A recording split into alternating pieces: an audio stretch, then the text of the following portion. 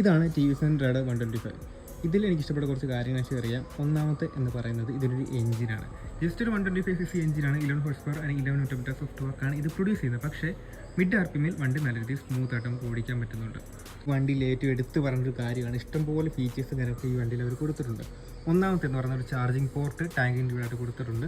അതുപോലെ തന്നെ ഇവിടെ പവർ ആൻഡ് എക്കോ അങ്ങനെ 2 മോഡുകൾ കൊടുത്തിട്ടുണ്ട്.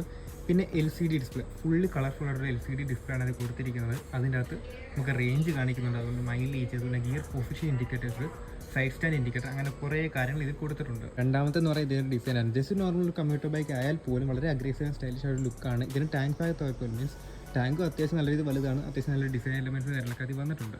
വണ്ടി ആദ്യമായിട്ട് കാണുന്ന ഒരാൾക്ക് അല്ലെങ്കിൽ ദൂരെ നിന്ന് കാണുന്ന ഒരാൾക്ക് ഒരിക്കലും തോന്നുന്നില്ല, മീൻസ് ഒരു 125cc എഞ്ചിനാണ് അല്ലെങ്കിൽ 11 ഹോഴ്സ് പവർ മാത്രമുള്ള ഒരു എഞ്ചിനാണ്. നോർമൽ കമ്പ്യൂട്ടർ ബൈക്ക് ഒന്നും ഒരിക്കലും തോന്നില്ല, കാരണം അത്രത്തോളം സ്റ്റൈലിഷും അഗ്രസീവ് ആയിട്ടുള്ള ലുക്കാണ് ഈ ഒരു വണ്ടിക്കുള്ളത്. കാര്യമായിട്ടുള്ള പവറും കാര്യങ്ങളൊന്നും ഇല്ലെങ്കിൽ ഒരു 60 km/ലിറ്റർ നമുക്ക് മൈലേജ് ഈ ഒരു വണ്ടി തരുന്നുണ്ട്.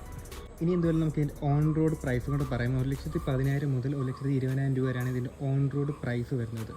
അത് മീൻസ് ഈ ഒരു പ്രൈസിങ്ങിന് ഇത് വേർത്തിട്ടായിട്ടുള്ള വണ്ടി തന്നെയാണ്, കാരണം ഇത്രത്തോളം മൈലേജ് കൊണ്ട് കാണുന്ന അത്യാവശ്യം സ്റ്റൈലിഷ് ആയിട്ടുള്ള വണ്ടിയാണിത്.